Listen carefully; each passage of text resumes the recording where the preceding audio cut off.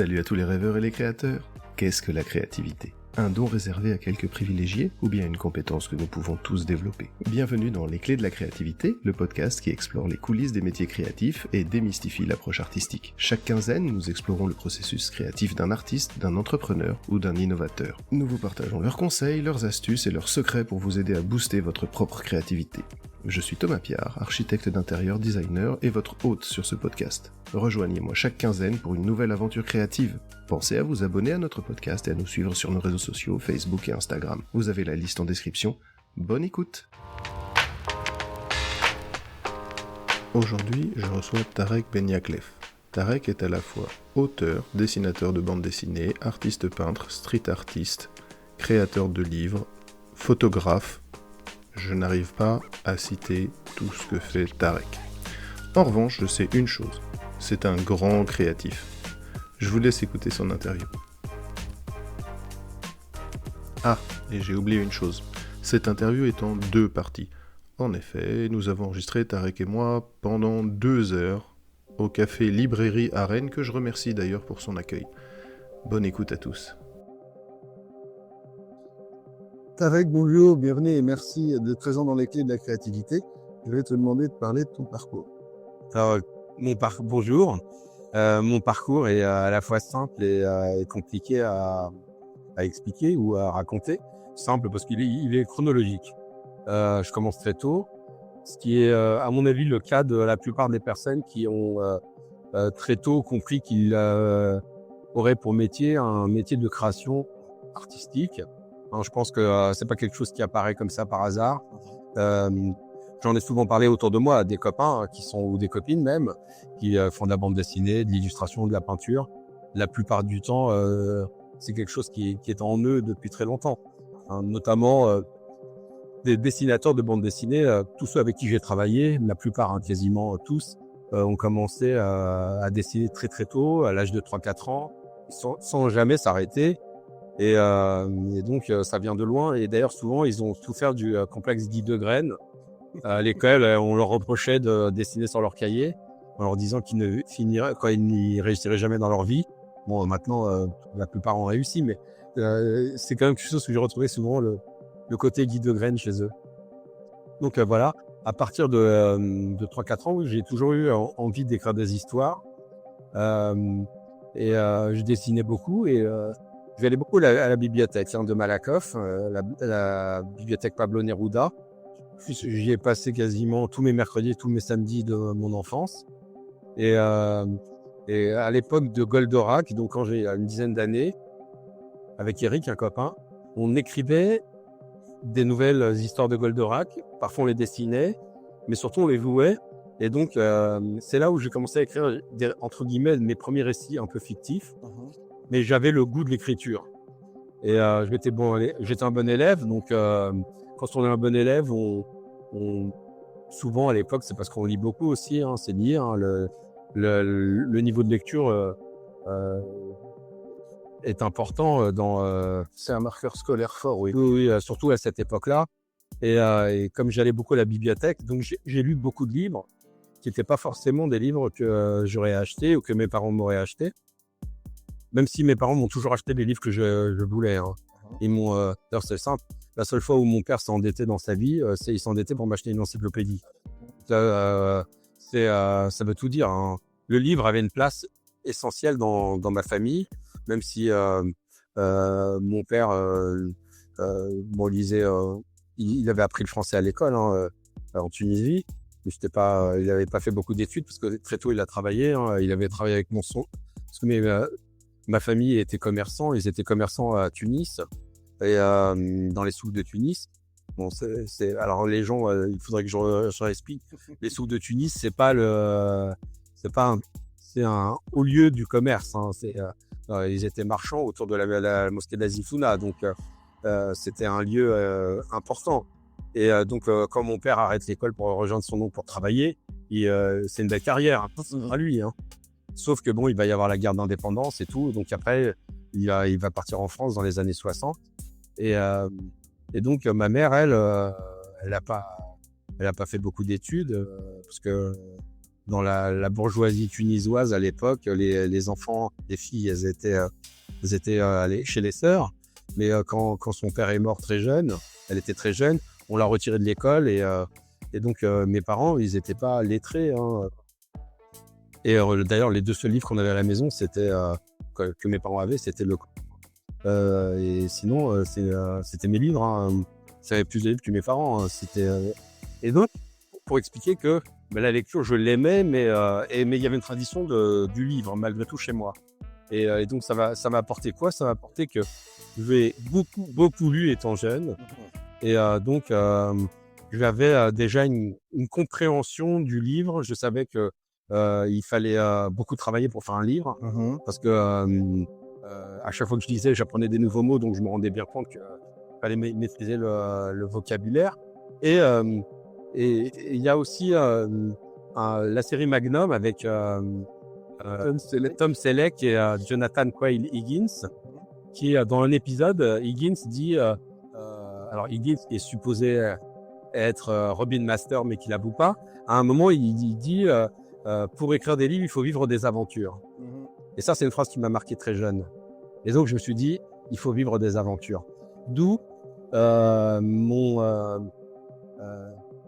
ma curiosité et cette facilité que j'ai eue à rejoindre tous les nouveaux mouvements qui apparaissaient.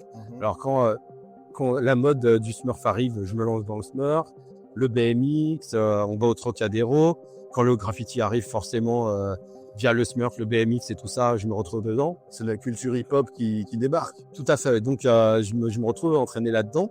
Parce que pour moi, c'est de l'aventure urbaine. J'habite en ville. Je suis né à Paris, j'ai grandi dans le 14e, ensuite à Malakoff. L'aventure, c'est pas dans la forêt ou dans la jungle, c'est dans la ville. Et le métro était un des lieux de jeu avec certains copains. On jouait beaucoup dans le métro. On faisait beaucoup de bêtises, surtout dans le métro. Donc, pour nous, en fait, il y avait une sorte d'humus qui était là, qui nous permettait de semer cette graine qui va devenir le graffiti. Je vais découvrir le graffiti par hasard sur la petite ceinture au niveau de la porte Brancion, ensuite à la porte d'Orléans et à la porte de Vanves. Je voyais des trucs, mais je savais pas ce que c'était. J'ai même vu l'un des premiers graphes de bandeau au niveau de la porte Brancion. Quand je voyais ça, pour moi, c'était des trucs de punk. Hein. Parce que bon, à l'époque, dans mon collège, il y avait des punks. Ils écrivaient sur les murs. Donc, pour moi, c'était des punks qui écrivaient sur les murs. Et en fait, non, c'était les premiers graphes. Et c'est à Londres.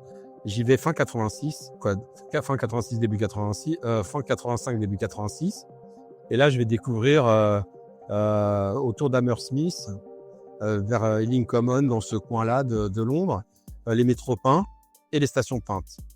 Et j'étais parti dans l'idée de visiter les musées. Alors, j'y suis allé tout seul à Londres. Hein. Je dormais chez des Rastas. C'était assez étrange d'ailleurs. J'étais dans un quartier noir. Et c'est le cousin de ma mère qui m'avait donné l'adresse de la chanteuse de son groupe. Et j'avais débarqué là, elle m'attendait pas. Donc, j'étais pas très bien accueilli. Bon, elle m'a laissé dormir sur son canapé. Ensuite, elle est partie, donc j'ai passé presque une semaine seule. Mais comme c'était une colocation avec des Rastas, c'était une vision, c'était une expérience. Pour moi, c'était l'aventure. Mais en même temps, c'était une drôle d'expérience. Ils passaient leur temps à fumer des joints. Moi, je trouvais ça immonde. Ils parlaient une langue que je comprenais pas. Ils parlaient anglais, mais avec un accent jamaïcain. Donc, c'était particulier pour moi. C'est pas l'anglais qu'on apprenait à l'école. Donc, je me suis retrouvé à passer beaucoup de temps dehors. D'où la découverte dans le métro, parce que je voyageais en métro. Et donc, Londres, pour moi, ça a été la découverte du graffiti sur le métro et dans le métro. Ouais. Pas dans la ville. Hein. C'est après, dans la ville, c'est à Paris. Et comme je dessinais, en rentrant, alors j'ai pris les photos de cette période. Hein. J'ai les photos de ces métros. Assez loin, parce que bon, je n'avais pas capté comment prendre des photos à l'époque du métro. Et en rentrant, je commence à dessiner ce que j'ai vu. Alors, c'était pas une très belle, c'était pas une belle réussite, hein, parce que bon, je l'avais vu, mais j'avais pas fait les crobards in situ. Donc j'ai essayé j'avais compris qu'il fallait faire des lettrages, donc voilà. Donc tu vois ces lettrages, Ouais. tu essaies de les reproduire, mais Mais bon, voilà, j'avais pas de base, parce qu'il n'y a pas de base. Hein. C'est pas comme maintenant, tu vas sur Internet, tu tapes graffiti, tu as plein d'exemples. Et je suis même pas allé en bibliothèque ni en librairie, parce que j'imaginais même pas qu'il y avait de livres là-dessus. Donc, j'en parlais autour de moi et des copains se disent « Ah, tiens, c'est marrant ». Alors, j'ouvre une petite parenthèse quand même. Quand je disais qu'on jouait dans le métro, on écrivait sur les portes du métro, on dessinait sur les portes du métro. En fait, on caricaturait des personnes de notre classe qu'on n'aimait pas. On avait une tradition d'écrire sur les portes du métro, surtout à la station Étienne Dolay, parce qu'il y avait des portes à l'extérieur. Donc, aller écrire dans le métro, pour nous, c'était pas un truc exceptionnel. Mais on savait que c'était interdit. Donc, mais on n'imaginait pas que c'était du tag. Et la méthode d'écriture, c'était quoi? Marqueur pour écrire tel est un con Même pas, non? On écrivait des blagues, d'accord. Oui, parce qu'on avec des copains, on s'envoyait des cartes postales en se faisant passer pour d'autres personnes. D'accord. On était quand même dans le... étonnamment, je pense qu'avec le temps, on avait plus de créativité que maintenant dans nos bêtises et dans nos blagues, parce que on devait trouver quand même la chose la plus marrante. Une fois, il y a un copain, il a reçu 7 ou 8 cartes postales des déclarations d'amour, et on signait avec des noms improbables. Et sa mère, au bout d'un moment, elle était inquiète, elle vient nous voir, elle nous dit « Mon fils, est-ce qu'il est gay ?» Et c'était nous qui les envoyions, on était morts de rire. Donc, je sais que maintenant, ça fait moins rire, mais non, maintenant, on peut plus en parler, c'est différent. Ouais. Mais nous, ça nous amusait, et d'ailleurs, on n'avait rien contre qui que ce soit. Donc, je trouve ça marrant, parce que lui, c'était le séducteur, il avait plein de copines et tout, donc nous, ça nous amusait de prendre le contre-pied. Et même après, quand j'ai fait mon service militaire en Syrie, en coopération, j'ai un de mes copains, Pascal, il était casque bleu en Yougoslavie, et il m'écrivait des courriers en marquant son excellence ambassadeur, Tarek Beniaklev. Et alors, je me suis fait convoquer à l'ambassade par l'ambassadeur qui m'a dit « Vous arrêtez vos blagues avec vos copains, vous n'êtes pas l'ambassadeur ?» Je dis « Oui, monsieur. » Et moi, je lui écrivais général, machin, Pascal et tout. Donc, en fait, ce type de blague, je pense que c'est cette entrée dans le graffiti, parce qu'on avait cet état d'esprit, on l'a pris comme un jeu. Et à l'époque, pour moi, c'était un jeu, et ça n'a été un jeu pour moi que jusqu'au moment où je découvre Spraycan Art et Subway Art. Mais pendant toute la période, avant de découvrir les livres d'Henri Chalfant, Martha Cooper et James Pilgroff, c'est un jeu. Et surtout, c'est un jeu qui me prend pas tant de temps que ça, parce que mon temps est accaparé par le sport, par le handball. Je m'entraîne quasiment tous les jours. Et je m'entraîne vraiment tous les jours. Et parfois même, avec des copains, on faisait des entraînements de 3 heures. C'est-à-dire qu'on faisait les 2 entraînements qui étaient prévus pour notre tranche d'âge, parce qu'on était divisé en 2 groupes, et on venait dans les 2 groupes parce qu'on était motivés pour gagner notre place, parce qu'on était plusieurs pour avoir une élection. Voilà. Il y avait plusieurs pour le même poste, voilà. Plusieurs joueurs. Et donc, moi, je savais que pour gagner ma place, il fallait que je m'entraîne 3 fois plus. Donc, ça a créé aussi peut-être l'effet de compétition, que je n'ai plus d'ailleurs, parce que j'ai compris que c'était malsain. J'ai compris bien des années après que la compétition était le pendant du capitalisme qui exclut ceux qui ne réussissent pas. Et moi, maintenant, je trouve que c'est pas très bien. Mais à l'époque, j'étais dans la compétition et j'ai gagné ma place assez vite, parce que je m'entraînais beaucoup. Donc le tag, ça prenait pas tant de place que ça. Mais au lycée, il y avait des gens qui taguaient, et surtout le samedi soir, on allait souvent, quand on jouait pas, chez un copain qui habitait porte de Vanves, à la porte de Vanves, pas loin de la porte de Vanves, il était à Porte de Branchion en fait. Et un soir, on était chez lui, on se dit tiens, on va aller taguer à Malakoff Plateau de Vanves. On se retrouve à Malakoff Plateau de Vanves, on tombe sur un collage du PNFE. Donc il collait des affiches de Jean-Marie Le Pen, il y avait des kleps, des bergers allemands qui hurlaient. C'était une sale ambiance. Il faut imaginer les skinheads, il y en a quand même pas mal. L'ambiance, elle était... D'ailleurs, ça me fait rire quand on nous explique que l'extrême droite française a changé. Non, ils ont mis des costards cravates, mais c'est les mêmes personnes. Hein. C'est des gens qui sont racistes, qui aiment la violence et qui n'aiment pas l'altérité. Et donc, à l'époque, il collait pour Jean-Marie Le Pen. Et nous, on était partis dans l'idée de taguer dans la station de métro. On s'est dit, on va pas y aller quand même, hein, parce que bon, on allait quand même se faire accueillir à coups de coups de poing, à mon avis, ou en tout cas, on allait morfler, ça c'est sûr.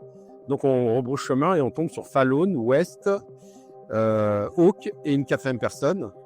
J'ai oublié son blaze, mais ils étaient 4.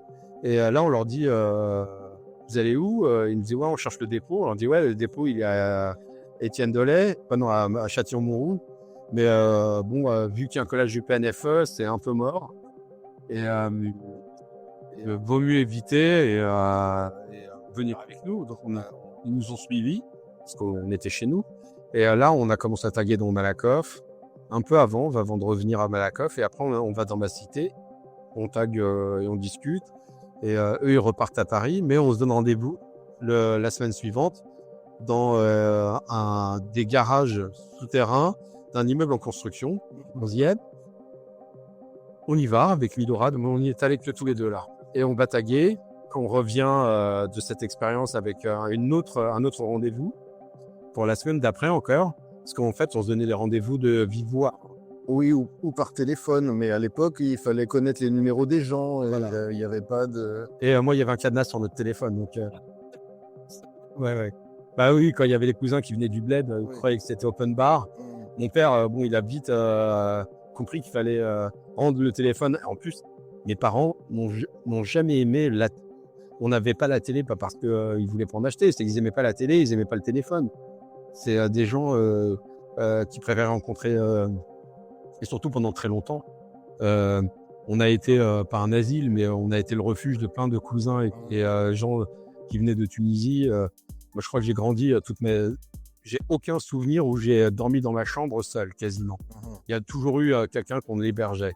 Donc, au bout d'un moment, c'est vrai qu'il y en a qui étaient plus ou moins bien élevés et qui demandaient l'autorisation de téléphoner, mais d'autres ne le demandaient pas, sans se rendre compte que ça coûtait cher. Donc, globalement, tous les rendez-vous du graffiti, aussi pour des raisons de confiance, c'était assez souvent le cas, fait oralement. D'accord. Et donc, on se retrouve à Boulogne, le rendez-vous, le deuxième grand rendez-vous qu'on a.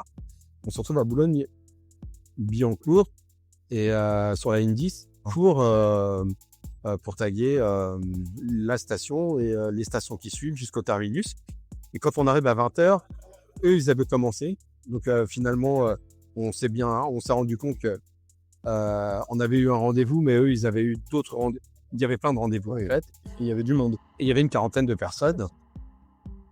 Ouais, au moins 40. Et il y avait les SOS, les TKV, il y avait plein de monde. Et là, on commence à taguer. Bon, il y en a 2-3 qui ont voulu jouer les racailles.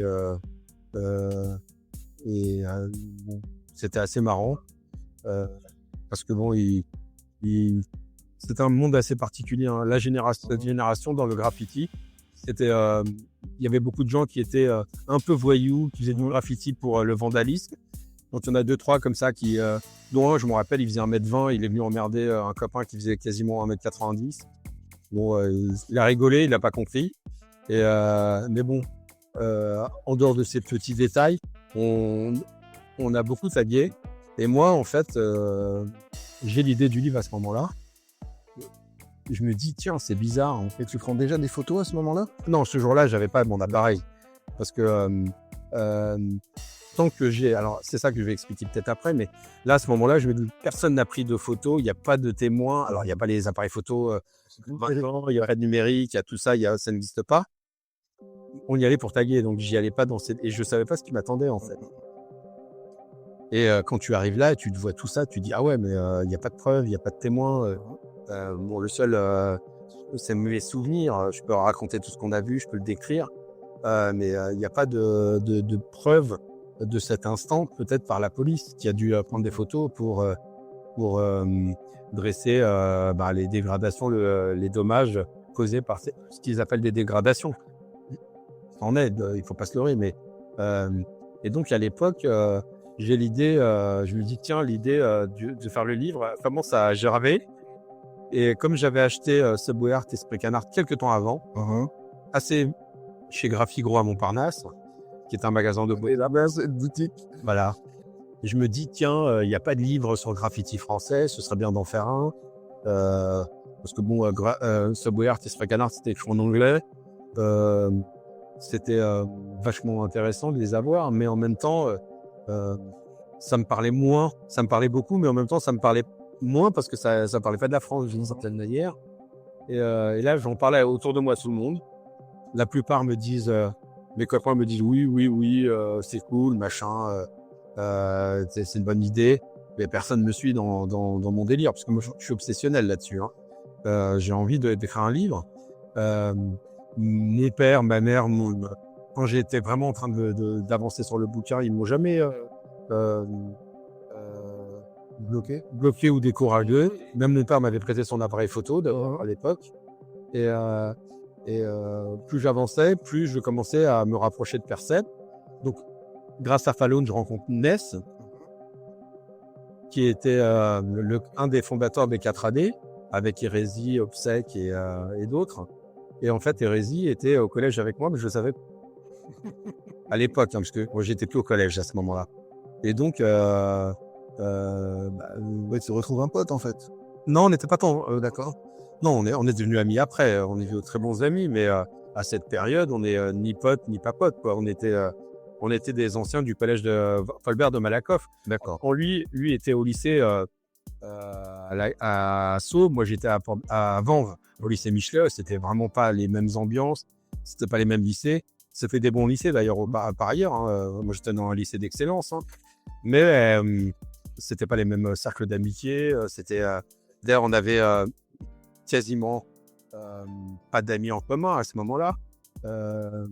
On avait des amis en commun au collège, mais on s'est tous perdus. Il y a des fractures, hein, après le collège. Et donc, je rencontre Sylvain et on s'empatise assez vite parce que finalement, c'était un mec sympa. Après, c'est toujours un mec sympa, mais à ce moment-là, je le connaissais pas très bien, mais il s'avère être sympa. En plus, en dehors du graffiti, on a des délires en commun, plein. On aimait bien faire des fêtes ensemble et tout. Et à partir du moment où on taguait ensemble, alors je suis même pas rentré dans le groupe de Sylvain, les 4 AD, hein. À ce moment-là, on taguait avec Milorad, mes copains, on taguait toujours entre nous, parfois avec eux, mais pas tant que ça. Et de temps en temps, quand ils faisaient des sorties, on allait avec eux, je prenais des photos. Et Sylvain, je commençais à lui parler de l'idée du livre, et il me dit oui, pourquoi pas, ça me plaît. Et il me dit, je m'attends à oui, ça me plaît, et ça s'arrête là, comme les autres. Oui, mais non, là, ça devient sérieux, il s'implique. Il s'implique à sa manière. Il connaissait d'autres personnes qui m'ont permis d'en rencontrer, et ainsi de suite. On a en fait 2 cercles concentriques qui s'agrandissent, permettent d'agrandir encore plus le cercle. Et on avance. Je rentre dans leur groupe, Milorad aussi d'ailleurs. Et là, on commence à avancer concrètement sur le livre parce qu'on a des photos. La structure du livre s'est faite comment? Parce que j'ai compris que tu faisais des photos et que tu avais le projet. Ouais. Mais comment tu as créé la structure du livre? Au début, ça a été totalement improvisé. C'est-à-dire, on prend le plus de photos possible, on essaie de rencontrer le plus de monde possible. Et à un moment, on a commencé à se dire, bon, on va commencer à faire ça par groupe, les techniques, et on a commencé à créer l'architecture du livre tel qu'il existe maintenant. Mais c'est je vais dire, la matière première qui a généré la réflexion du livre après. Et les textes d'ailleurs, j'ai les textes écrits à la main de l'époque encore, hein, j'ai les originaux. Et je le vois bien, je me rappelle que j'écrivais ça sur mes feuilles de cours. Donc ça devient obsessionnel, là. Oui, bien sûr, oui. J'avais commencé à écrire un plan. Alors, je faisais des études d'histoire et je l'ai dit, hein, étant un bon élève, j'avais pas de soucis pour écrire. Hein. D'ailleurs, ça m'a fait bizarre, hein, relire mon texte de l'époque. Finalement, j'ai pas trouvé si... Il y en a qui écrivent moins bien maintenant, à 50 ans, ça. Tu n'as rien acheté dans ce que tu as fait? Non, j'ai dû un peu modifier parce qu'il y a des choses un peu différentes. Bon, entre-temps, j'ai sorti une centaine de bouquins quand même. Et donc, c'est normal que mon style ait changé. Mais à l'époque, pour quelqu'un parce que on commence le livre, j'ai 17 ans, 16 ans et demi, 17 ans. Il sort à l'âge de 20 ans, mais à 19 ans, il est déjà terminé, le livre. Donc c'est le temps qu'il a fallu pour trouver un éditeur? Non, l'éditeur, je l'ai trouvé assez vite. Ouais. On va aller directement à l'éditeur, c'est bien. À un moment, j'ai rencontré Number 6, qui est dans le livre, qui est un PCP, qui est dans un groupe du sud de Paris. Et Number 6 me dit, à l'époque, je cherche un éditeur, et il me dit, t'as qu'à venir ce soir chez ma copine, parce qu'il sortait avec une fille à l'époque. Son père était éditeur de livres d'art, les éditions Marval. Et donc je vais le soir dans les beaux quartiers parisiens. Et là, elle est très gentille. Elle me dit, je vais en parler à mon père et tout. Et en fait, son père arrive. Mais moi, j'étais pas là. Quand je venais juste au moment où j'arrivais, je devais partir. Et elle me présente rapidement. Et il me dit, vous appelez ma secrétaire et je vous donnerai un rendez-vous. Il n'y a pas de problème. Et quand j'appelle, sa secrétaire elle me colle un rendez-vous en fin de journée. Je lui dis, ça veut dire en gros, c'est mort, quoi. Et en fait, non. Ça lui laissait du temps pour t'écouter, en fait? Non, même pas, non. En fait, les éditions Marval, qui étaient situées dans le 14e arrondissement à l'époque, vers Alésia, il m'a donné rendez-vous en fin de journée parce que il voulait me parler, mais il savait qu'il allait pas sortir mon livre, mais il voulait m'aider. D'accord. Voilà, en fait, moi, je l'ai su qu'au moment où je me suis retrouvé devant lui. Et je me rappelle quand j'arrive chez cet éditeur, j'arrive un peu avant, il y avait que des livres de gens connus et surtout que des photographes connus. Ouais.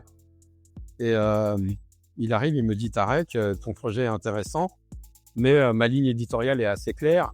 Je ne publie que des livres de photographes professionnels. Je connais un jeune éditeur qui pourrait être intéressé par ton projet et il me présente à Florent Massot. D'accord. Et là, quand je rencontre Florent, il me dit bingo, on le fait direct. Il me dit tu vas à la Société des gens de lettres, tu demandes à la Société des gens de lettres le contrat type et je signerai le contrat type. Quand je signerai ce contrat-là, on signe ensemble un protocole d'accord, comme quoi il s'engage à faire le livre et ensuite voilà, c'est parti. Et à partir du moment où j'ai commencé à partir du moment où on a signé avec Florent Massot, le livre a pris une tournure différente. On savait qu'on allait avoir une finalité qui allait être un livre et non plus une finalité... Oui, c'était plus flou. Là, il y avait un éditeur, il y avait une structure. On savait que ça allait être un livre. Donc, les 6 derniers mois avant le début de la maquettisation, on a intensifié le nombre de photos. Là, je me suis dit, là, je me suis ruiné. C'est la période où j'ai dépensé le plus d'argent en photos. Et c'est la période où j'ai le plus rencontré de personnes aussi. Alors pour les jeunes auditeurs, la photo, ça coûte cher. Les pellicules, à l'époque, ça coûtait des sous. Et le développement coûtait cher. Très cher. Il faut faire des grands formats pour un bouquin, mais ça coûte encore plus cher. Ouais. Et alors, pour donner une idée, j'étais tellement endetté que j'ai remboursé mes dettes. Donc le livre sort en 91 et j'étais plus endetté en 95. Ah ouais. Et surtout, j'ai été interdit bancaire pendant 10 ans à cause de ça. Tu t'es endetté pour un bouquin qui est sorti, tu as fini, donc c'est les ventes du bouquin en fait qui ont... Non, même pas. Non, c'est quand j'étais coopérant du service national, ma prime de risque à l'étranger a remboursé ma dette. D'accord. Oui. Et le bouquin c'est bien vendu? Oui, mais ça remboursait pas ma dette. De là. En fait, j'ai pas gagné d'argent avec Paris Toncar. D'accord. J'en ai ni perdu ni gagné en fait. Ça s'est équilibré? Non, parce qu'en fait, sur le temps long, j'en ai pas gagné. J'en ai pas perdu, mais j'ai sorti un livre qui est un livre unique, donc c'est pas quantifiable en fait. Entre ce que j'ai dépensé et ce que j'ai gagné, c'est une somme nulle. Et après, sur le très long terme, c'est que du bénéfice. En fait, c'est une vraie œuvre street art que t'as. Oui, c'est un livre qui est un livre de référence dans le monde, qui est un livre de référence en France. Voilà, donc à ce moment-là, je le sais pas encore. D'ailleurs, si je m'étais dit, si au moment où j'étais en train de le faire, je savais à l'avance ce que ça allait être, je suis même pas sûr que j'aurais eu j'allais dire la folie de le faire. Oui, t'aurais peut-être même pas eu le courage, en fait. Non, ça m'a fait flipper, Ouais, c'est ça. en fait. Donc, quand il sort, je connais pas son devenir. Et d'ailleurs, quand il sort, quelques temps après, je pars à l'armée pendant 2 ans. Donc, je reviens de là, je fais de la bande dessinée après, pour continuer sur mon parcours. En 99, je commence à faire de la bande dessinée. Et là, je m'enferme. Alors, pendant ma coopération au Moyen-Orient aussi, j'ai fait beaucoup de photos. J'ai exposé, j'ai fait des conférences. Et j'ai fait énormément de photos du Moyen-Orient. D'ailleurs, c'est des projets de livres que j'ai en tête là, depuis un certain temps. J'ai beaucoup de photos sur la Syrie, le Liban, la Turquie du Sud, la Jordanie. Et quand je rentre de coopération, l'agence Gamma veut acheter mes stocks de photos. Sérieux? Oui. Alors, tout le monde ne sait pas forcément qui est Gamma. Défiler un petit peu, parce que j'adore la photo. Oui. Et c'est très impressionnant ce que tu dis là, en fait. En fait, c'est peut-être une des plus grandes agences de banque d'images dans le monde. Mais moi, j'ai des photos uniques parce que j'étais au Moyen-Orient. Mais ce qu'il faut imaginer, c'est que comme je suis parfaitement arabophone, j'ai pris des photos que très peu de gens pouvaient prendre. Et je suis allé dans beaucoup d'endroits où les gens n'allaient pas parce que ils avaient peur. Donc, je suis allé dans des camps du Hezbollah, dans des camps du FPLP. Je suis allé dans des endroits interdits pour les Occidentaux parce que certaines mosquées ne sont pas accessibles. Je suis allé dans des villages très arriérés, très loin, très reculés. Ensuite, j'avais des étudiants qui étaient des enfants d'hommes importants en Syrie. Donc, je suis allé dans des zones qui étaient interdites au public, à tout public d'ailleurs. Mais donc, j'ai pu prendre des châteaux et des lieux historiques dans des zones militaires parce que j'ai accédé dans la zone. Donc, en fait, j'avais beaucoup de photos qu'on ne pouvait pas avoir autrement, c'était par mon intermédiaire. Donc, Gamma, ce qui les intéressait, c'était d'avoir des photos uniques. Et surtout, par exemple, ça a peut-être été publié, mais à un moment, j'étais dans le nord de la Syrie, dans la Jésirée, et un groupe d'archéologues américains, mais qui travaillait pour une fondation privée, venait de découvrir des tombes du 2e millénaire avant Jésus-Christ, qui étaient donc sous terre, mais qui étaient calfatées, et il y avait des pierres. Et c'était la première tombe qu'on trouvait de cette sorte. Et donc là, c'était Indiana Jones. Je suis allé sous terre, j'ai pris des photos. Et pour un historien, c'est jouissif, c'est folie. Ah oui. Et donc j'ai autour de 60 à 70 000 photos du Moyen-Orient. Ça fait une sacrée banque, effectivement. Oui, parce que là, j'avais les moyens de prendre des photos. Voilà. Et en Syrie, ça coûtait moins cher de développer, de tirer, d'acheter des pellicules. Sur place, j'ai acheté 4 appareils photo avec des téléobjectifs. Donc j'avais un matériel quasiment... J'avais un 300 mm, T'avais un matériel oui, de haut niveau. de très haut niveau. Et donc, mes photos, par exemple, j'ai pris Damas en photo, j'ai pris toutes les rues de Damas, j'ai pris les endroits. Après, il y a aussi une chose, c'est que j'accédais à des endroits de Damas qui n'étaient pas accessibles même à des Syriens, par mes réseaux. D'ailleurs, l'Institut français de Damas a utilisé certaines de mes photos pour des publications. Et quand je rentre, oui, c'est vrai que Gamma est intéressé. En fait, je suis allé voir Gamma parce qu'un ami, sa tante avait possédé une agence qui était Anna à l'époque.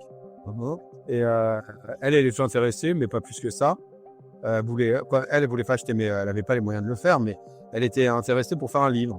Et elle me dit, mais va voir Gamma, peut-être qu'il serait intéressé pour travailler avec toi. Et eux, ils m'ont dit direct, on prend votre base de données, on l'achète. Et en fait, j'ai dit non pour une raison toute bête, c'est que si je leur avais cédé l'intégralité, si j'avais envie ensuite d'utiliser mes photos, c'était mort. Je devais payer, même si c'était crédité à mon nom. C'est ça. Voilà. Et donc, je voyais pas l'intérêt de gagner une petite somme et ensuite, supposément, en gagner tout le temps pour mon droit d'image. Mais s'ils ne l'exploitaient pas, je gagnais rien. Donc, je préférais les garder. J'ai bien eu raison. Quelques années plus tard, au début des années 2000, j'avais un agent pour la photo. Elle avait un plan pour faire un bouquin chez Le Seuil. Donc mes photos avec des citations de poètes libanais ou syriens. Le Seuil a dit non, c'est pas intéressant. Quelques temps après, éclate une guerre dans la région. Et ils disent ah oui, on pourrait le faire. Et moi j'ai dit non. Je dis si on fait des livres blanches, voilà, je vois pas l'intérêt sur un livre Ouais, parce que il y a des gens qui crèvent, quoi. Non, on est bien d'accord. Ça m'a énervé. Donc moi, l'idée de faire des livres sur la région, ça c'est un gros projet que j'ai en tête depuis longtemps. J'en ai mis 2-3 là ces derniers temps sur Internet, sur Insta, sur mon Insta. J'ai vu passer. Ouais. Et on peut pas imaginer ce que j'ai en photo. En fait. Bah non. En revanche, j'aimerais bien le voir. Il y a des gens qui peuvent pas imaginer. Je suis allé vraiment dans des endroits interdits. Vraiment. Bah déjà les camps du FLP. FPLP. Ouais, FLP, c'est ça, ouais. C'est voilà où les camps du Hezbollah, c'est déjà très très rare d'aller là-bas. Non, ouais. Mais... Et ouais, enfin l'idée que j'en ai, c'est tu vas, mais tu ne reviens pas. Non, mais moi j'en suis revenu. Après, en plus, j'étais à l'époque où je suis dans la région, Beyrouth n'est pas encore reconstruite. Donc, j'ai le Beyrouth de la fin de la guerre civile.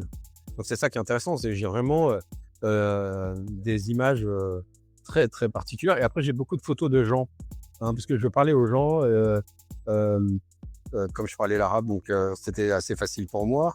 Et à un moment, je me rappelle, j'étais dans le Djebel Druze, et il y a des enfants qui me disent prends-nous en photo. Et j'ai pris une photo. Après, il y a les grands-parents qui sont arrivés. On a mangé avec eux. Ouais, voilà, j'ai été open bar. Hein. Dans mon livre d'entretien, je le dis à un moment, j'ai beaucoup voyagé seul. Et ça m'a... D'ailleurs, je reviens d'Allemagne. Là, j'étais seul. Et en fait, c'est pas que j'aime pas les gens. Hein.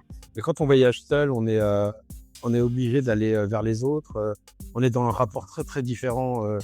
Et ça nous oblige à faire des choses qu'on ne ferait pas autrement. Et on doit l'aventure voyager seul. Hein. Et c'est la fameuse phrase Higgins. Hein. Il faut vivre des aventures pour écrire. Donc voilà. Donc oui, de revenir à Paris-Tonquart sort. Et à partir de là, comme je l'ai dit, hein, je fais de la bande dessinée au début des années 2000. En 2010, je crois que j'avais, en 10 ans, j'ai dû sortir peut-être 45 ou 50 livres déjà.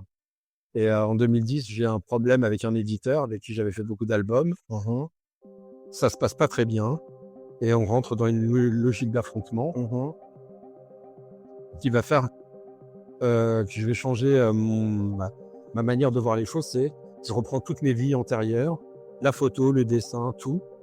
Et je réduis le nombre de BD. Et je rejoins, avec Vincent Trompetti, on rejoint José Jauvert chez Tartamudo Édition. Et là, on se dit, on va faire moins de livres, on va les faire différemment, et on va les défendre tout le temps. Et c'est là où on fait la guerre des Gaules, le cancer du roi. Et pendant toute cette période, donc il y a le magazine Paris-Tonquart. On est en procès avec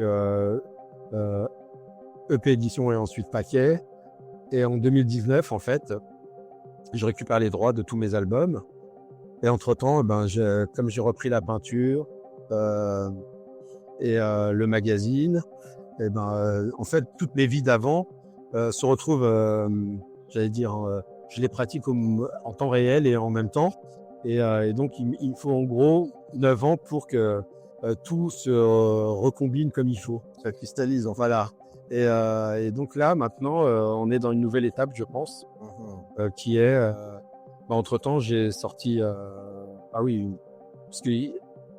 j'ai sorti beaucoup de livres.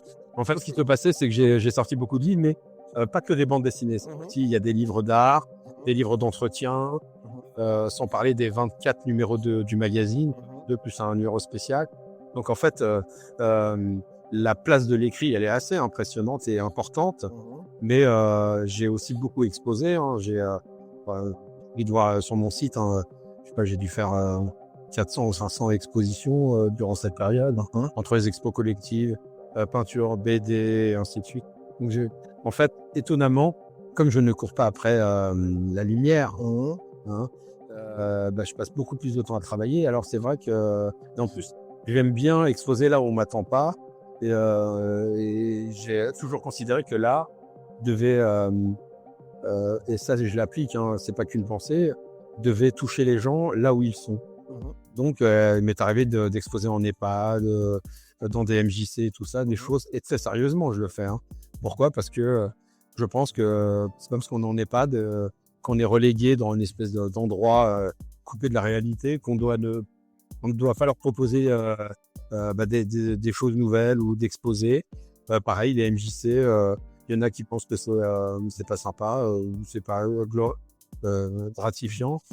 Parce que je fais toujours la part des choses. Quand j'expose dans ces endroits-là, je sais que la finalité n'est pas de vendre, mais c'est de créer un lien social et de permettre l'évasion à travers la peinture. Et ça, c'est important. Donc voilà. Donc ça fait beaucoup de casquettes en fait. Oui. Je résume, il y a peintre, photographe, écrivain, auteur de BD. J'imagine peut-être un peu d'édition maintenant de ton côté. Oui, je suis directeur de collection aussi. Voilà. Moi, je l'ai été aussi en BD D'accord. et je suis journaliste, rédacteur en chef d'un magazine. En plus, j'ai été journaliste BD, chroniqueur BD et rédacteur en chef de Fariton Clair Magazine. Ouais. Oui, ça fait beaucoup de choses. Et je fais des conférences sur la guerre des Gaules et sur la Seconde Guerre mondiale aussi. En tant qu'historien. En tant qu'historien, ouais. Et comment tu fais pour gérer l'agenda de tout ça et voyager? Alors déjà, je travaille à la maison. Déjà, ça me permet de ne pas perdre de temps dans les transports. La deuxième chose, c'est je passe pas mon temps à essayer de mettre à saborder le projet des autres ou à critiquer. En fait, je passe beaucoup plus de temps à travailler qu'à penser à ce que font les autres. En fait, les autres, quand ils réussissent, tant mieux. Parce que la réussite des autres ne m'envie pas. Et je pense que plus les gens réussissent, mieux c'est, parce qu'on est dans une dynamique positive. Donc, je vois pas l'intérêt de passer son temps à critiquer, je m'en fous de ça. Je vais rarement dans tout ce qui est vernissage, blabla. Je suis pas dans les mondanités. Ensuite, quand je voyage, je fais en sorte que ça soit des voyages où je puisse combiner 3-4 choses en même temps. Là, je reviens de Berlin. J'ai dédicacé Fariton Clair, j'ai dédicacé la bande dessinée. J'ai fait des recherches sur Arthur Benton. J'ai peint des murs, donc j'ai rencontré des graffeurs allemands et des Français sur place. J'ai eu des plans pour faire des expos là bientôt. Donc voilà, j'y vais et je prends du temps pour moi, c'est-à-dire je me balade, je vais dans les musées, je vais voir des expos, je vais voir des lieux historiques, des lieux de mémoire. Donc, et je prends des photos. Donc je fais tout ça en 8 jours et ça me permet d'être dans une logique de travail tout en étant dans une logique de voyage et de repos. Même si je me repose pas, mais quand je dis repos, c'est-à-dire je suis pas dans le stress. Par exemple, j'irai jamais en vacances au bord de la mer pendant 3 semaines à bronzer. Quand j'y pense, je le fais pas du tout et je l'ai jamais fait. Et il y a aussi autre chose, j'ai pas de vacances, j'ai jamais de vacances, quoi. Voilà. Donc tu crées sans arrêt. Tout le temps. Et même quand, alors parfois on me dit oui, mais vous reposez pas. Si, quand je me repose, je dors. Je ne fais rien. Pour digérer tout ça, et ça c'est important pour moi de parfois arrêter et de me dire tiens, il faut digérer tout ce que j'ai fait. Un pas de côté en fait pour retourner créer derrière. Ouais, après oui, c'est ça. Après.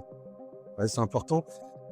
Quand par exemple, j'étais aux États-Unis en 2019, j'avais visité 5 ou 6 grosses expositions dans des musées. J'avais vu des collections particulières, des choses intéressantes d'un point de vue pictural. J'ai commencé à dessiner 2-3 semaines après parce que j'ai attendu de bien digérer les choses.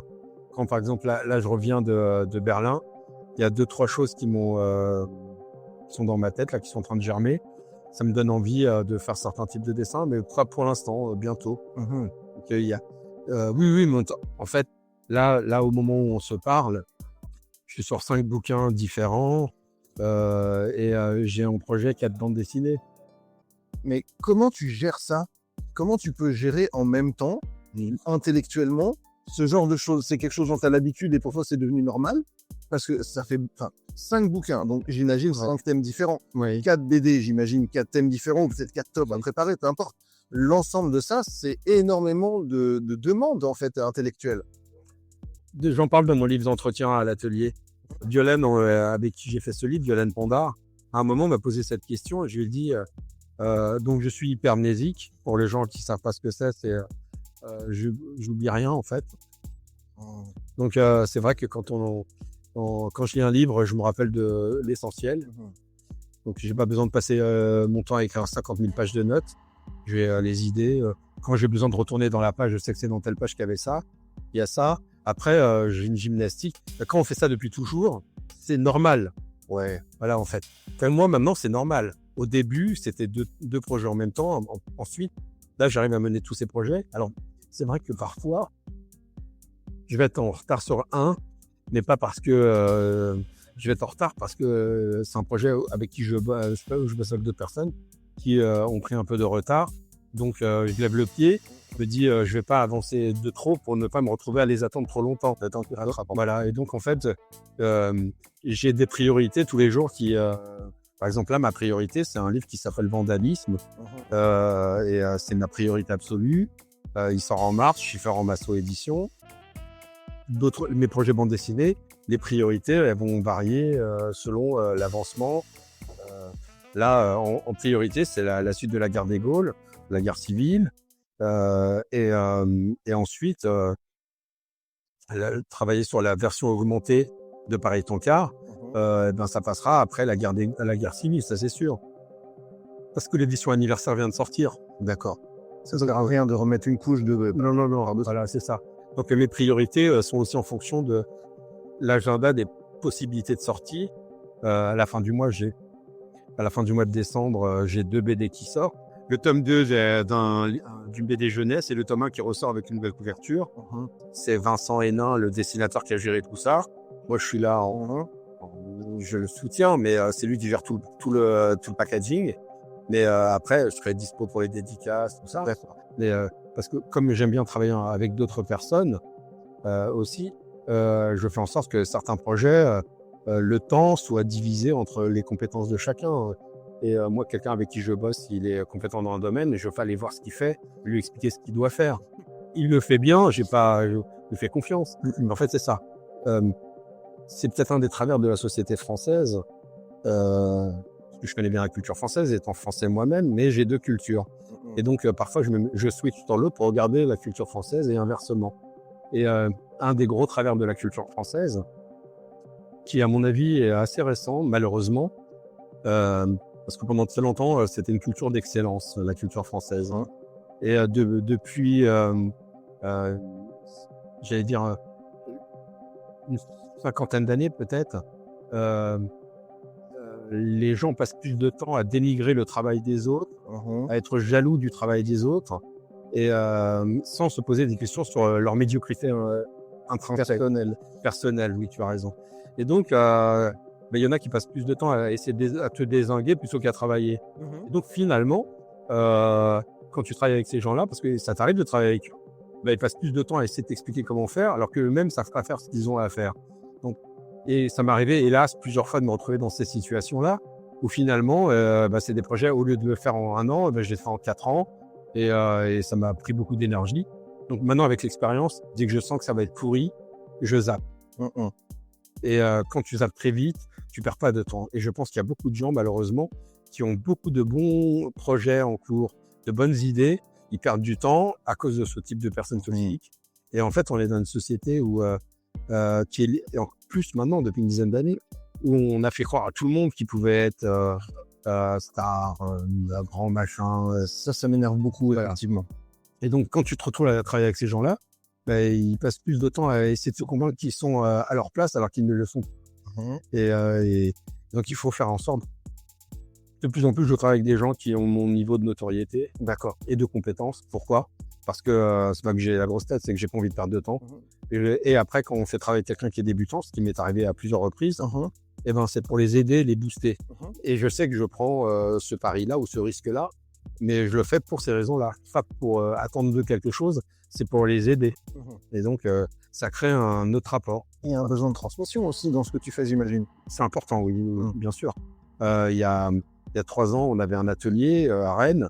Et dans le cadre de cet atelier, on avait pris un emploi. C'était un service civique. J'étais l'un des deux parrains de ce service civique. Et Emma, et avec elle, on a fait des projets. Elle a exposé avec nous. Et là, elle va travailler avec moi elle va faire la maquette d'un de mes prochains livres. D'accord. Donc, voilà, mais parce que elle a été formée, et elle a la compétence pour le faire, et elle a la motivation pour le faire. Mais plusieurs reprises, on a pris du temps avec elle parce que ça faisait partie de notre cahier des charges en tant que parrain. Maintenant, comme on connaît son boulot, moi, je préfère travailler avec quelqu'un que je connais. Et c'est pas une question d'âge, c'est une question de volonté et d'envie et de compétences. Et quand t'as les trois, quel que soit l'âge, quel que soit ton parcours, bingo, on travaille ensemble. Ok, en fait, déjà dès le départ, je pense que c'est ton passé d'historien qui fait ça, mais cette notion de transmission, je la sens dans tout ce que tu dis. Alors, on est parti un petit peu à côté de la zone de créativité, mais en fait, je pense qu'il faudra qu'on fasse un deuxième entretien, parce que là, tu m'en donnes beaucoup, et en fait, on n'est pas allé encore à l'essentiel de ce que je veux entendre, mais tout ça, en fait, tout ton parcours t'amène à ça. Ça t'envoie vers cette notion de transmission. Oui. Et je trouve ça fascinant. Alors, il y a un bouquin ici sur la table, et je pense qu'il se voit parce que j'ai cadré exprès. Je voudrais que tu m'en parles un petit peu. Alors, État des lieux. Alors, État des lieux, numéro 1, parce que ça, c'est le numéro 2. C'est un livre qui a été écrit par Cédric Naimi, que j'ai rencontré en 2014. Il m'avait appelé pour être membre du jury du prix du graffiti. À ce moment-là, on a sympathisé. Cédric est devenu un ami. Depuis 10 ans, on travaille ensemble. Sur plein de projets différents, pas que sur le prix du graffiti. Et Cédric, quand il m'avait interviewé à l'époque, en 6 ans, 7 ans, le tome 1, le livre 1, je m'en rappelle.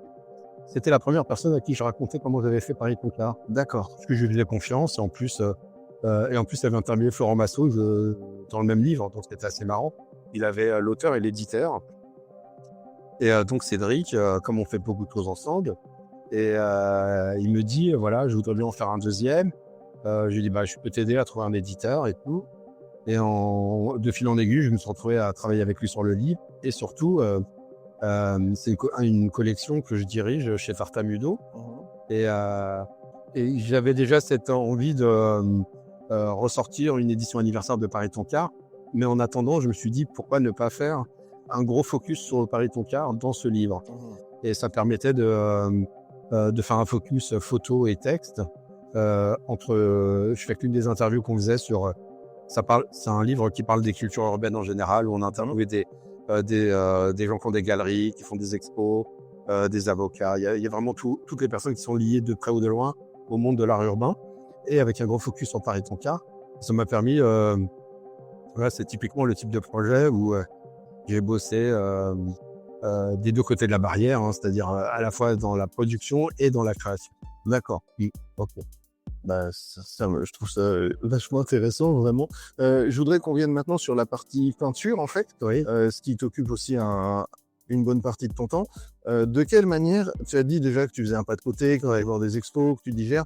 Tu as un process créatif autour de la manière dont tu vas faire. Tu pars d'une idée générale ou tu développes des thèmes. Comment est-ce que tu fonctionnes? Alors, la peinture, c'est...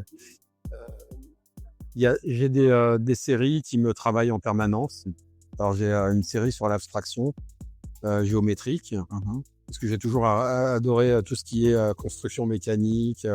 J'aime bien l'envers du décor, en général. J'aime bien ce qui n'est pas visible.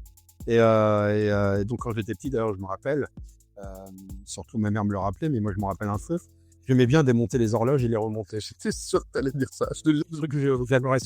Et surtout, j'adorais créer des choses motorisées avec des petits moteurs. J'adorais créer.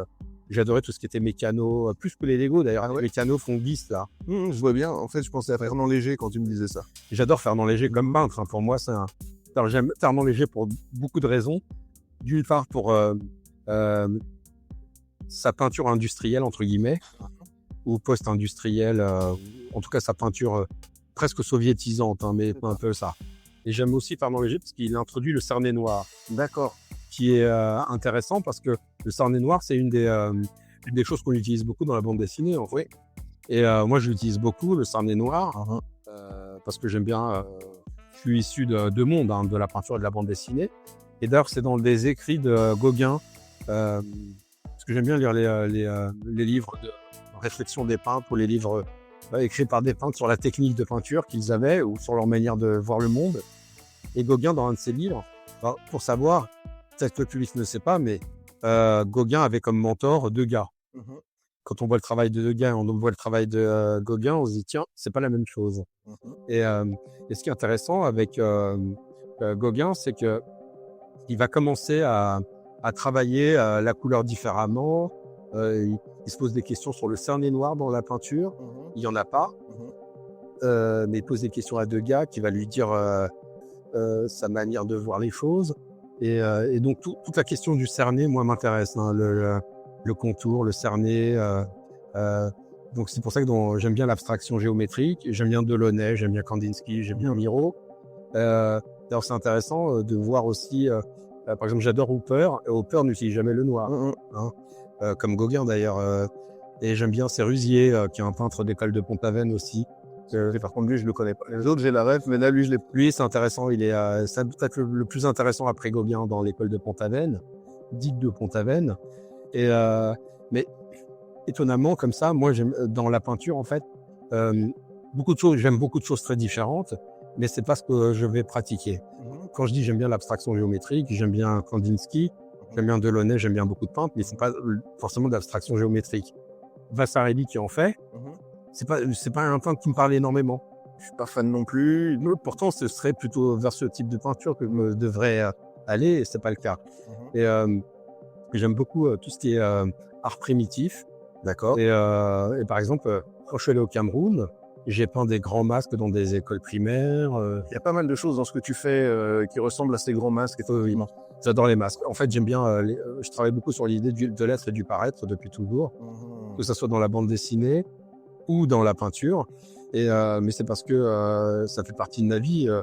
Depuis que je suis petit, on me demande de m'intégrer. Alors, comme à mon âge, je me dis, on me le dit encore. D'ailleurs, c'est assez marrant parce que souvent à la télé, j'ai pas la télé, mais sur YouTube, je vois les abrutis de naissance qui sont sur ces news qui expliquent que les Français d'origine maghrébine devraient s'intégrer.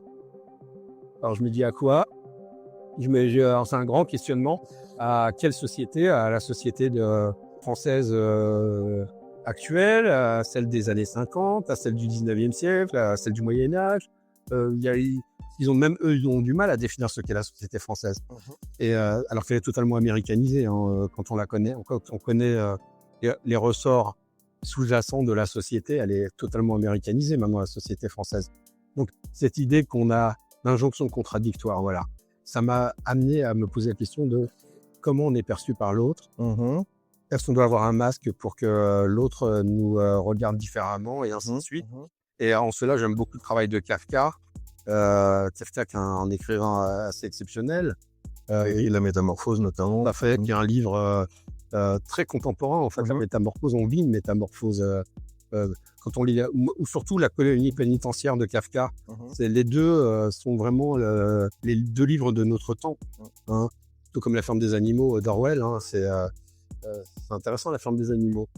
Et donc voilà, quand on a ces thèmes-là, forcément on a un certain type de lecture. Moi je travaillais beaucoup sur, alors je suis médiéviste de formation, donc plutôt sur l'histoire médiévale, sur les néoplatoniciens à Bagdad. Mais en même temps, un de mes dadas en histoire, c'est la guerre moderne. D'accord. Hein, d'où la Seconde Guerre mondiale, mais moi c'est vraiment la guerre moderne.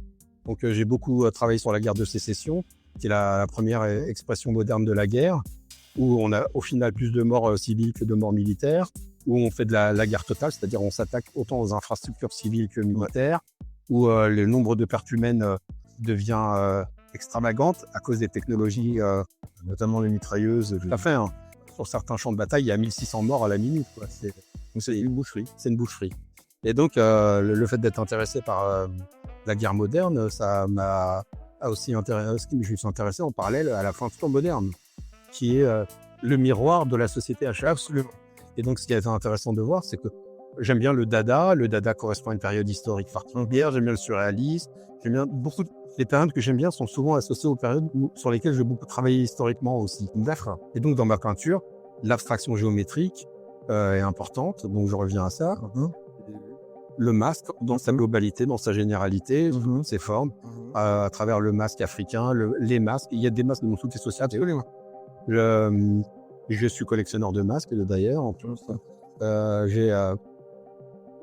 je suis revenu du Cameroun, je suis revenu avec beaucoup de masques.